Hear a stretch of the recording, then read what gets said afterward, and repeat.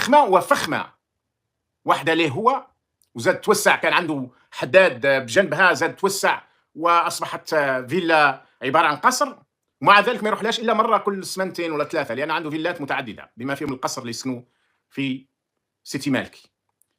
وعنده 5 أولاد، بنتين و3 أنثيين و3 ذكور، كل واحد بالفيلا تاعو.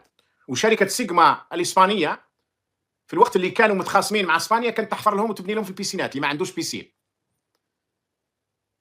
تبون مكانه هو السجن، مثله مثل أسياده اللي كانوا أسياد عليه، ويحيى وسلال، أو حتى اللي جا بعده بدوي، هذو كلهم رؤساء وزارات، رؤساء حكومة كما يقال، وزير أول، كلهم راهم في السجون. نهب لا حدود له، في حين أن ملايين الجزائريين لا يجدون عمل، ملايين الجزائريين لا يجدون سكن، ملايين الجزائريين حاصلين في لقمة العيش.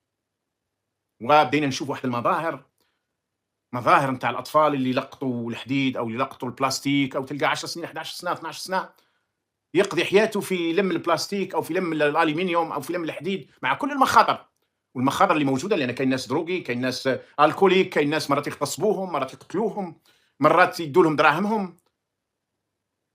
بصح كاين ناس اللي كون ما يديروش هكذاك، أو يبيعوا المطلوع أو يبيعوا المحاجب، ما والديهم ما يلقاوش واش ياكلوا، خاوتهم الصغار ما يلقاوش واش ياكلوا. كثير من المرات الأم وحدها مع 4 5 6 أولاد، الأب مات أو غادرهم أو تركهم، أو فيه شيء رهيب وظلم عظيم. وهذا الظلم مؤذن بخراب العمران، مؤذن بالانتفاضات، مؤذن بالتمرد، لأن الناس توصل إلى مرحلة معينة تولي خلاص مش قادرة، لا تستطيع، خاصة أنه البلاد غنية.